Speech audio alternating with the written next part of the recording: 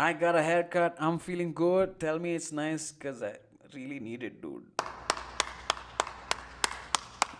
My hair has significantly changed since the last time I made this video, but then I asked my niece, who was over at my place yesterday. She's this wonderful 5-year-old girl. I asked her, "Hey, kiddo, what do you think about my new haircut?" And she said, "There's literally nothing different from the last time I saw you."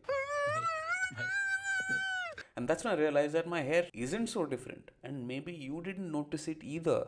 But I pointed it out because to me, it's vastly different. That's the thing, right? We have what we call the spotlight effect, which means we feel like there's a virtual spotlight on us all the time. I mean, there is a spotlight on me now, but we feel like there is one on us all the time. And we are the centerpiece of the universe. And roughly 4 years ago, this incident happened. There was supposed to be a music event, an indoor music event, where some amazing artists were going to be performing. I was supposed to go with 4 of my friends.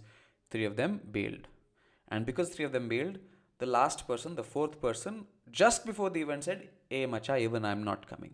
If you're not used to Bangalore slang, Macha is like saying bye. So I was left all alone for the event. And all of a sudden, my friends weren't coming. And it was going to be 200 other people that I didn't know. And I was thinking, do I really want to go?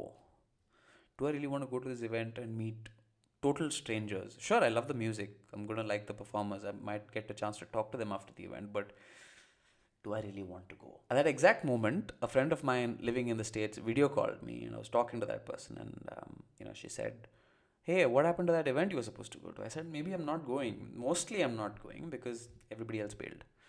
And she said, "Why?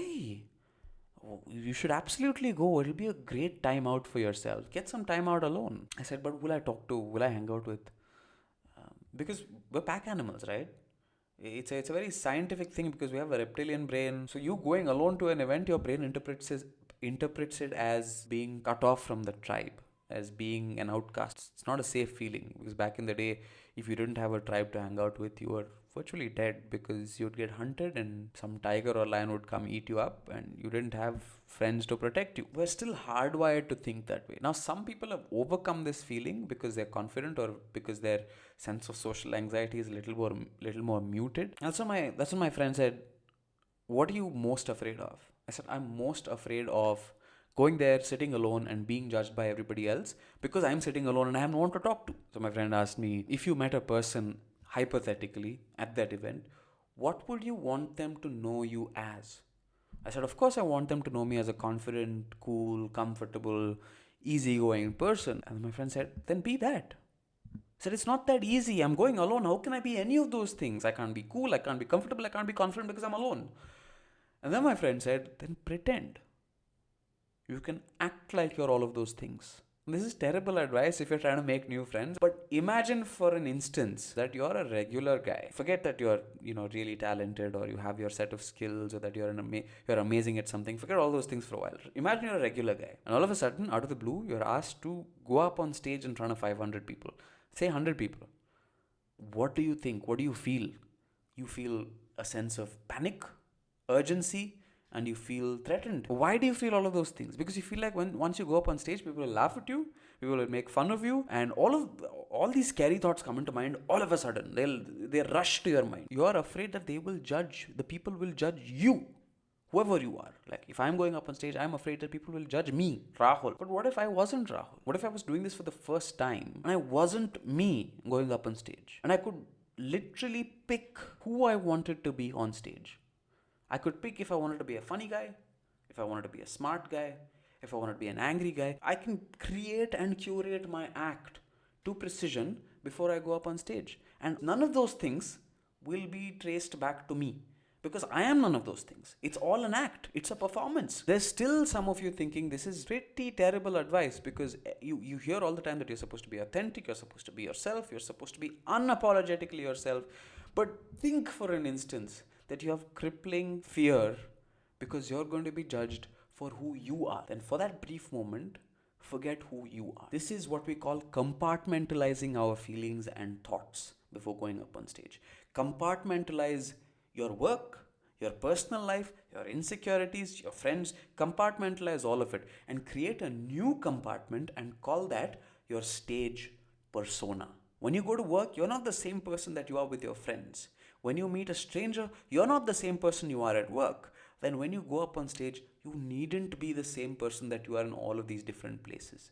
You can create a persona from scratch. And it's like a self-fulfilling prophecy. Because if you're an unfunny person and you go up on stage and tell a joke, and the audience laughs, and you tell another joke, and the audience laughs again, then all of a sudden, you are a funny person. You went from being an unfunny person to a funny person simply because you exercise that part of your persona. It's like this. Imagine you're a pianist and you have many keys on the piano and you're playing only 8 keys. You're used to playing only 8 keys, okay? You play only these 8 keys throughout your life. There's work, there's friends, there's family, and there's a bunch of other few keys that you keep using over and over again, and you're good at using these 8 keys. But there's so many other keys to your personality that you just haven't accessed. And at the right time, it will be uncomfortable, but it will be time to access some of those other keys.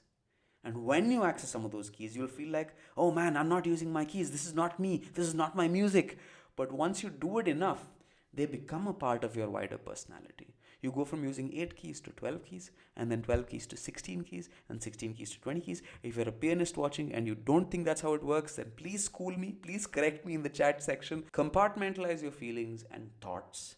And if you're supposed to go up on stage the next time and you're not confident, then pretend like you're confident. If you want to tell a joke and you think you're unfunny, pretend like you're funny. If you want to wow an audience and you think you're not charismatic, pretend like you're charismatic. What I'm trying to say is you can be anything you want to be when you go up on stage in front of an audience that doesn't know you. And even if it's an audience that does know you, everybody acknowledges the fact that when we go up on stage, our senses are heightened. So magical things happen there. You're not expected to be who you are when you're off stage. You can be, audience will give you these grace marks to be a different person on stage. So embrace it. And if you find this helpful, if you found all of this helpful, any of this helpful, then consider subscribing to my channel and liking this video, because that does really help me out, because it drives more traffic towards my channel.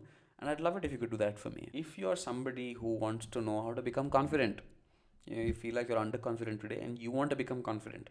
I don't have a short recipe, but I've made a video about how I became confident, the steps I took to become confident, and I will link it at the end of this video. Be sure to check it out. Bye now.